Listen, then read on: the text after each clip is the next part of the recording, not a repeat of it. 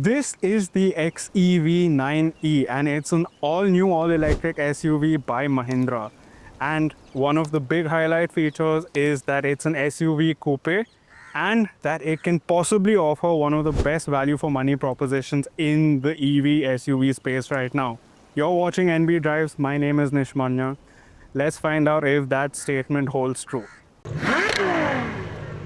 I quickly want to go over the naming convention of this SUV because it's confusing for quite a few people out there. Basically, Mahindra has called this the XEV9E, tying into its current existing SUV lineup of XUVs, the 300, the 700, and you can sort of see that with the overall styling. However, I don't want you to confuse this for a conversion of the internal combustion engine XUV 700 to just an electric car. This has been built from the ground up as an electric car on the InGlow platform. And that's why it's a little confusing that the smaller SUV coupe has the Born Electric BE badge on it, while this just has the regular electric Mahindra badge on it. Driving the XEV 9E is a very pleasant experience. Now, there are a few things worth noting that it is a rear wheel drive, very powerful SUV, especially in this top spec variant. It's got a 79 kilowatt hour battery pack and it has a single electric motor mounted on the rear wheels that makes around 280-ish horsepower and 380 newton meters of torque. And being an electric motor, that torque is available instantly.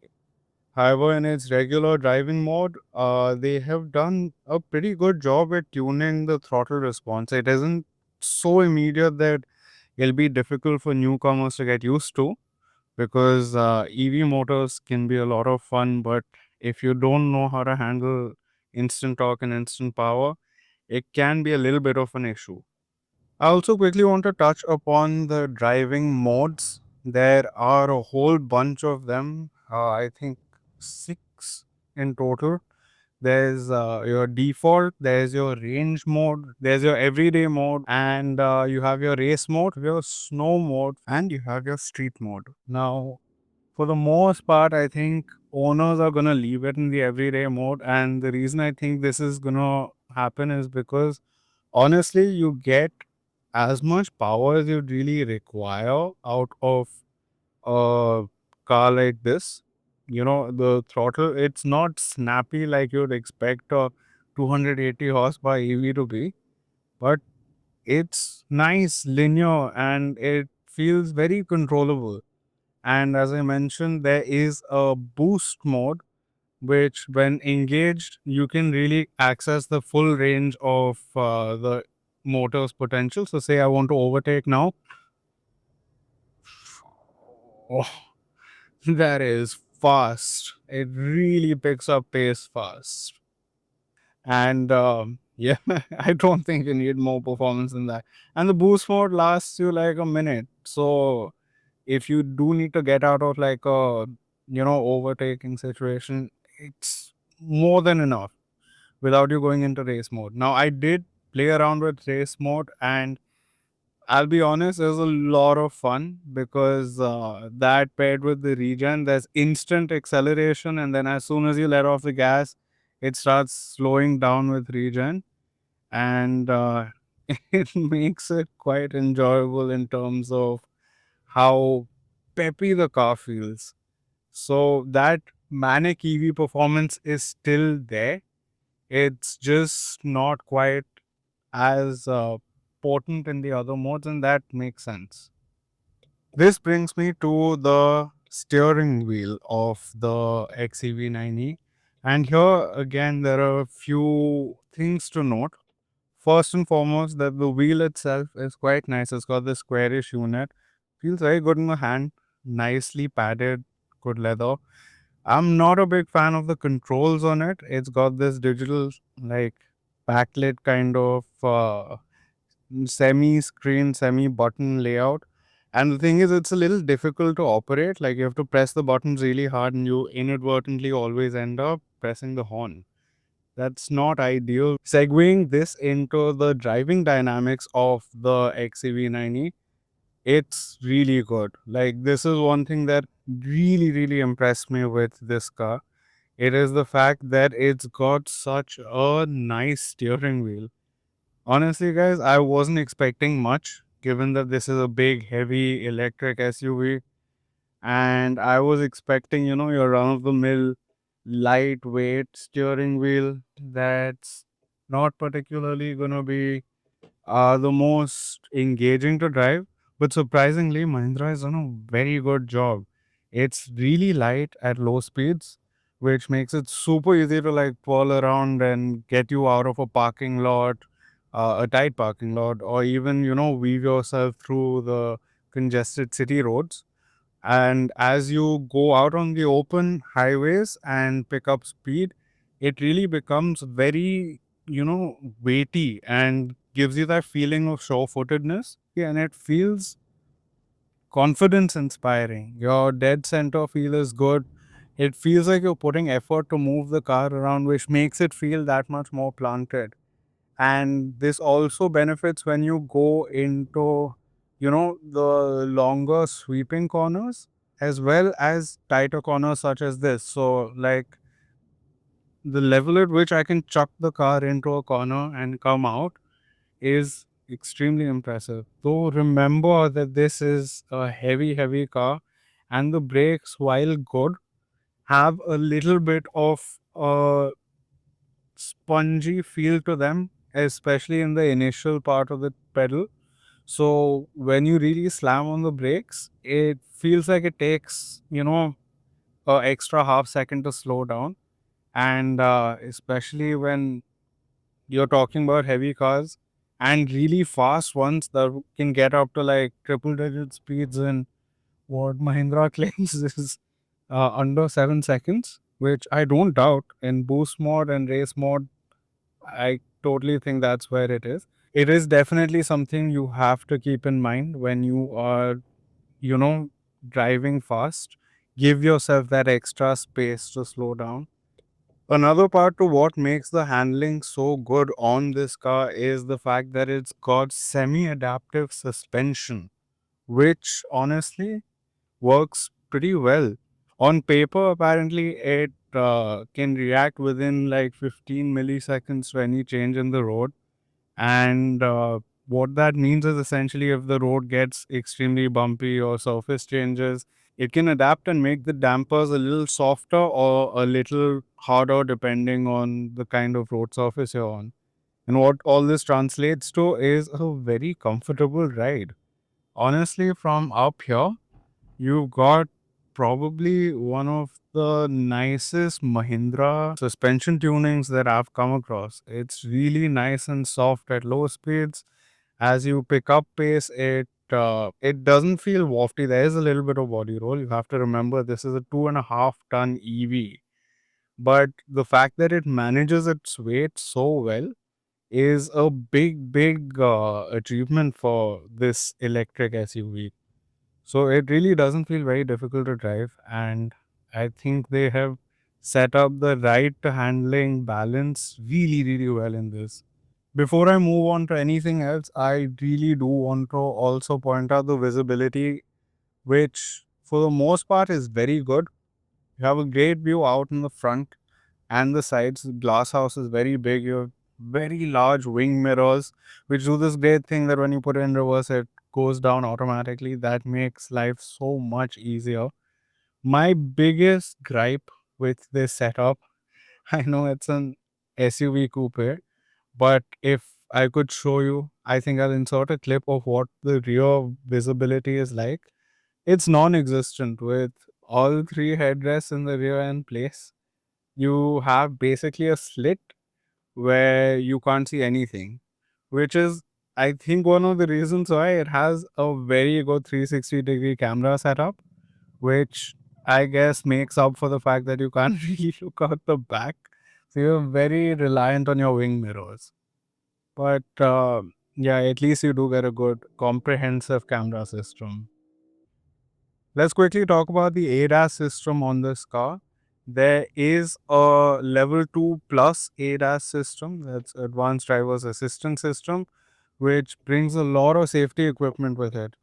Apart from having, the radar up front and the cameras all around, you get uh, the 7 airbags, and you get a Bharat NCAP rating of 5 stars for both adults and children. So it's a very safe car. Now, the thing with the ADAS system is like with most systems, they just don't really work in India with the kind of road conditions we have, with the kind of traffic we have. I tried having everything turned on, and I think that caused me more stress than, sense of reassurance, like what the system is supposed to do. It's supposed to basically help you out and give you that peace of mind that if you're driving, it's got your back. I feel like it over intervenes, especially with the autonomous emergency braking. Like if it detects you're gonna get cut by another car or motorcyclist, it really slams on the brake. So that was the first thing that I turned off. Lane keep assist, it is quite intrusive in terms of how often it intervenes. Like if it picks up our city road lines pretty well, even when they're not super well marked, but they do at least have to be fairly visible to us. A little bit of broken patchiness that it'll deal with, but they still need to be clear. However, it's again quite intrusive in terms of what you end up getting out of it. Now, there's also the fact that the blind spot monitor, again, while great, it's got this really crazy thing that if there's somebody behind you, the steering really vibrates to let you know that there's somebody in your blind spot. And it feels like a simple warning would be enough.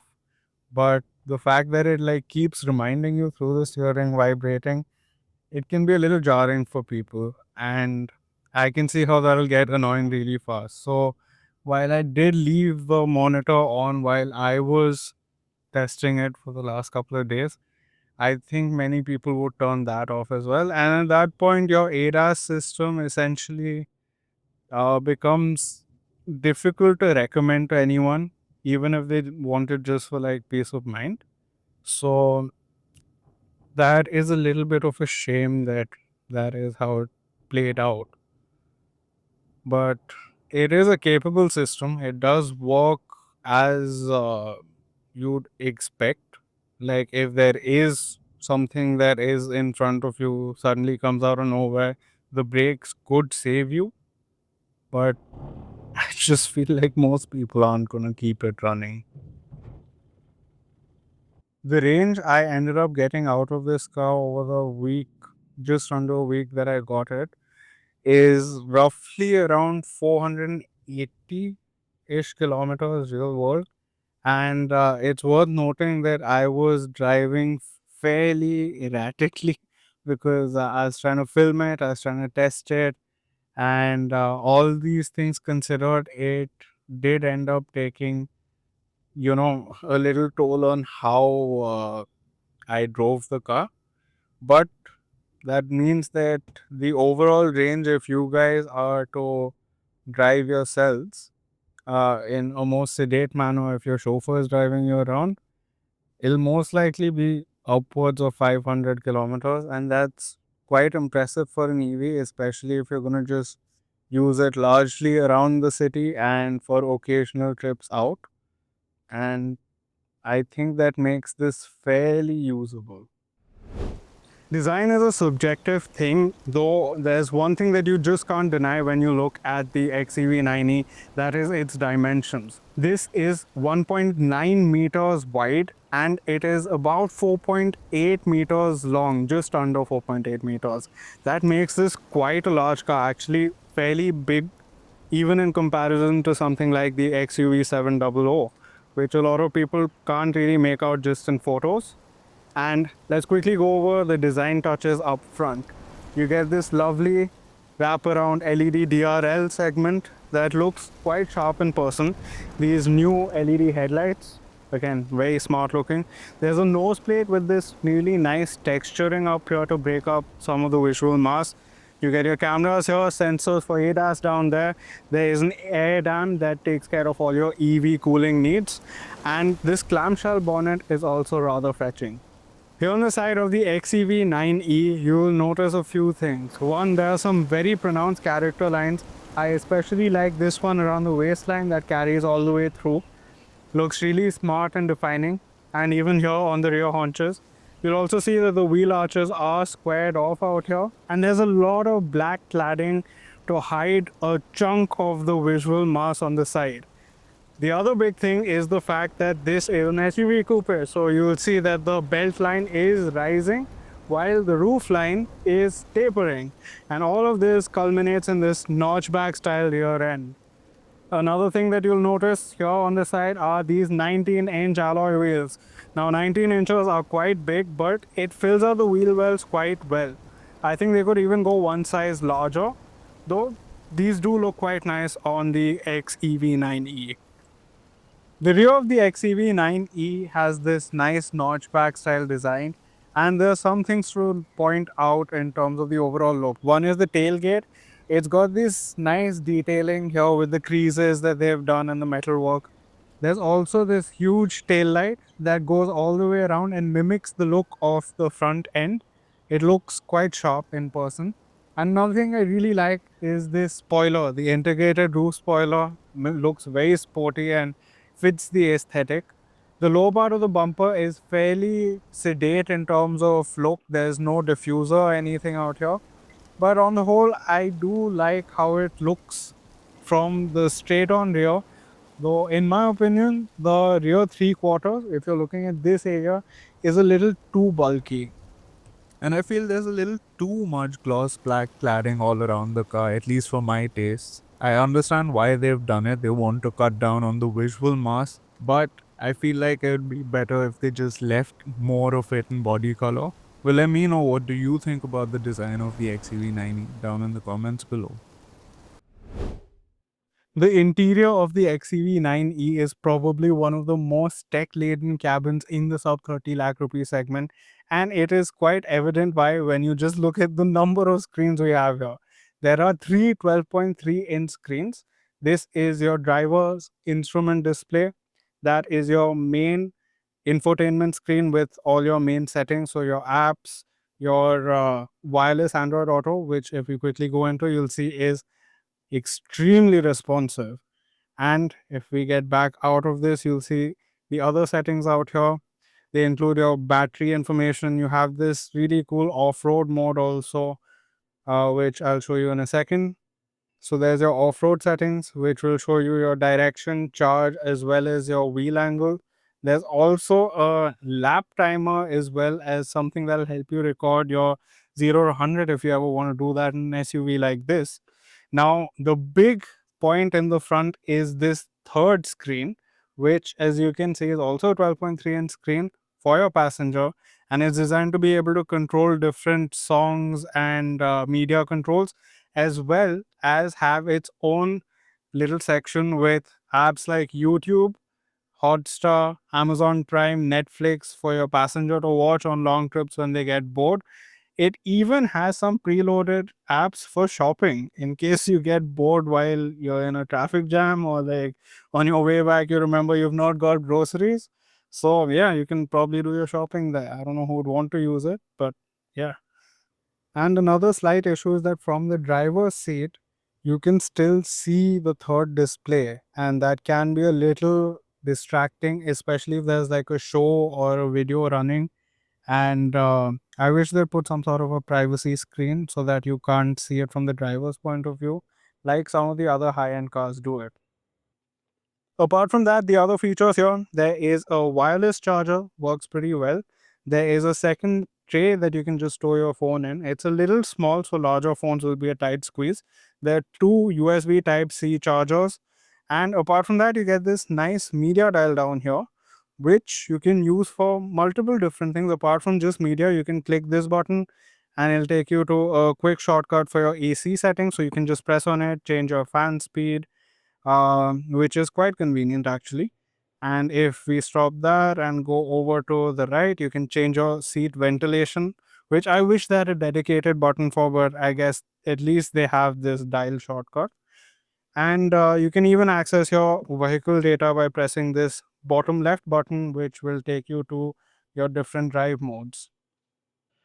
Some of the other basics in here that are worth pointing out, these seats are really comfortable. They are nicely cushioned, and this one is six-way electrically adjustable with a manual lumbar function. There are also three memory settings, while this one is just manually adjustable for forward, backward, recline, and lumbar. Apart from that, you have the window toggles, which look really cool because they're toggle switches, but unfortunately, they work counterintuitively because you have to toggle them down to make them go up, and you have to toggle them up to make them go down. So that's going to take a little bit of getting used to. However, that said, there are some things that are really nice in here. Prime among them is the fit and finish. Honestly, for a Mahindra car, this is really well done, and I'm genuinely surprised at how good the quality in here is, especially with the soft touch materials on the dash, on the top of the door cards, and this extends to the back as well, which makes the entire cabin feel very premium compared to even something like the XUV 700. While gloss black plastic looks very good when it's brand new, the issue with it is that as it gets used, as in this case it has, you'll see a lot of scratches, dust, and fingerprints really get onto this gloss black plastic, which in my opinion doesn't look very good long term. So, unfortunately, this is just the trend in the auto industry. However, it is worth noting that there's a lot of piano black in here. I also want to make a special mention to the 16 speaker Harman Kardon sound system. It's actually really well tuned, and the speakers give you a very immersive sound. There's actually something called the sound experience in here, which if you click on the screen, it gives you three different settings that you can go through, which is the Boston Symphony Hall, the Royal Opera House in Mumbai, and the Wembley Stadium in London. Odd three choices, but they do sound pretty interesting. And you can obviously set a custom EQ as well. However, while on the subject of sound, this EV also goes ahead and makes some sounds from its internal speakers and external speaker so that you don't sneak up on people, unsuspecting people. Here's a listen of that.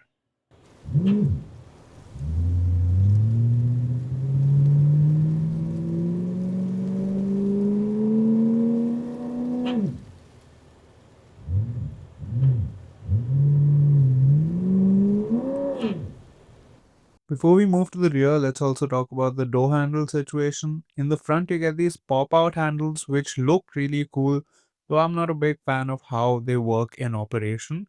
And the rear door handles have been mounted on the C-pillar, which makes the rear look fairly neat, and they're relatively easy to use. The doors also open 90 degrees both in the front and rear, which will make ingress and egress really easy for most people.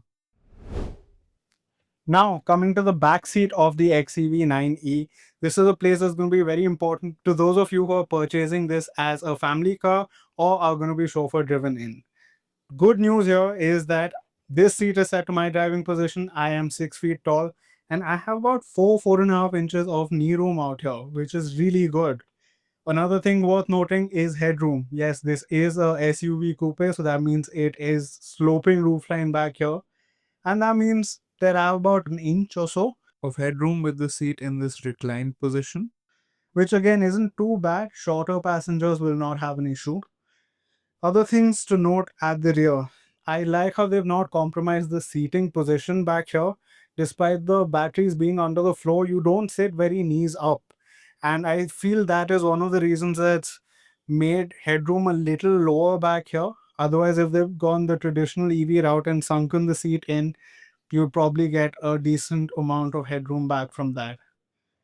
Another thing worth noting is that you do get a nice armrest. However, it is a little high, and in comparison to the door pad, it feels quite awkward having this elevated and that down there.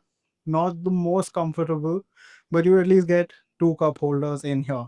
Another thing worth noting to make your experience really comfy back here is that you can recline your seat. So this is its most upright setting. And if you press the lever, you can go back maybe about 15 degrees or so, which isn't too bad. Other amenities back here, you get this integrated sun blind, which is a feature a lot of us Indians love. In our hot summers, it'll keep the sun out. You get AC vents back here. They have a nice tactile direction change switch. And you also get these nice sockets here, which allow you to fit a iPad or a tablet mount, which is quite convenient because they've given the charging port for them just under. So you can keep your tablet juiced up whenever you're going on a long drive and take all the entertainment it can provide. Here in the back, there's also this convenient feature for the passenger on the left side of the car. You got this little lever here which you can press and move the front seat out of the way. And look how much knee room and leg room that opens up. You can really stretch out and feel like a boss. That's probably why they call it the boss mode. Another thing to point out here is that there's a completely flat floor in the middle, which means that if you do decide to have three people here, the middle passenger will be quite comfortable because honestly, you got no space and this is a wide car. So you can easily fit three at the back. And the last thing I want to point out before we move to the boot space is that I love how airy this cabin is. One, because of the large panoramic glass roof, and second, because of the white upholstery. But the only downside to that is that this upholstery gets dirty really, really fast. And this being a media car, it's been used a little bit, and you can already start seeing so many stains on this. It's not very old. So that's something to keep in mind if you are getting one of these cars. Before I talk about the boot space, let's just admire the ambient lighting across the cabin of the car. Mahindra has done quite an extensive job of providing you a mood lighting, and while some might find it a little over the top, I think it looks rather cool and fits the personality of the car. So despite this being an SUV coupe, the boot is actually fairly large. Now, as you'd expect, the underfloor batteries do eat into the space a bit. And I know this isn't really a great representation, but that is my little camera bag. And you can see there's acres of space. That's 600 plus liters of boot space. Only thing is, load lip is a little high. And if you see under the floor, there's some extra storage here. There is a boot lid cover as well as a space saver spare. However, if you come around to the front, there's actually more storage for you.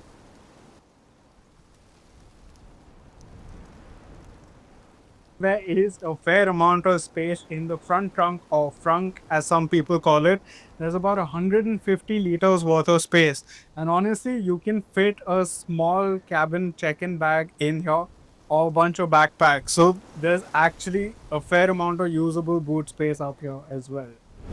So I'm now going to show you a feature that the XEV9E has, which is auto park. That can be done from either inside or outside the car. And I'm going to show you the process from inside here. So if we quickly switch over, you can come into your park button, which you have right here. You hit that, you'll get your park assist. You can come to this highlighted box, and once you tap on it, you'll get these options for whether you want to go diagonal, perpendicular, or you know, lengthwise. So I'm gonna hit this, and let me see if I can move this box here. So there's a car in front of me, and I'm gonna get this to park in right behind. You hit confirm, and now I want to do it from outside the car, so I can do park car with key fob. So I can release the brake, take the key, and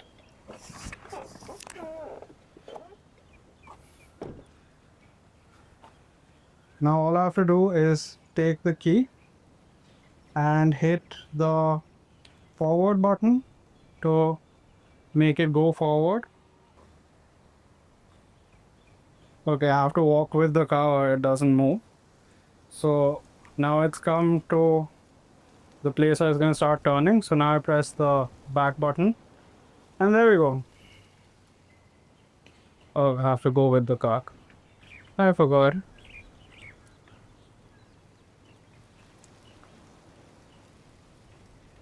How nuts is this?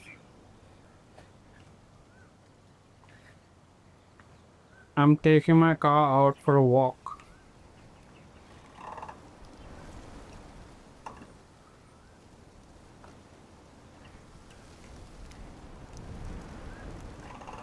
Yep.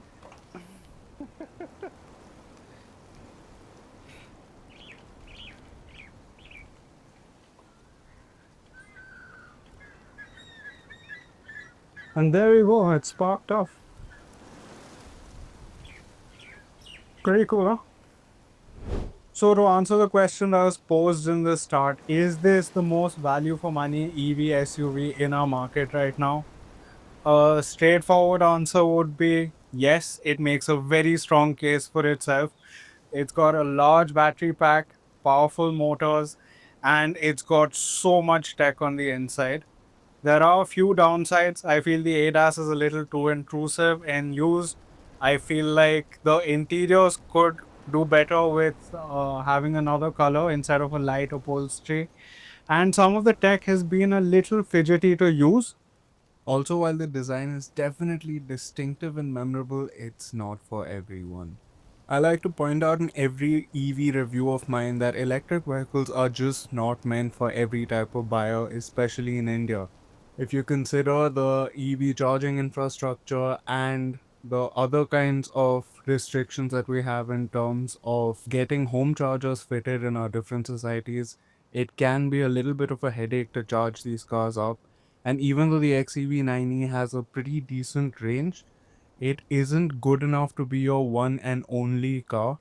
And hence, like in all my other reviews, I do like to state that this would probably be best suited as a second car in your garage and not the only car, with at least one petrol or diesel powered car there for emergencies. Besides that, this offers a very, very strong package. For 30 lakh 25,000 X showroom, I feel like there's very little else out in the market right now that will give you this kind of performance, this kind of real world range, and give this sort of presence. It's worth noting there is the 7-seat version of this coming to our market in the next couple of months. So that's something to keep an eye out for. Also, the Harrier EV has just been unveiled, and that could be a worthy rival for this. Only time will tell when we get to review that, get behind the wheel. But yeah, if you're considering an EV SUV specifically, this is definitely worth putting on your shortlist. I'll put a few other options down in the comments below and let me know what would you want if you had a 30 lakh rupee budget and could pick up any SUV, what would you buy? Until next time, cheers.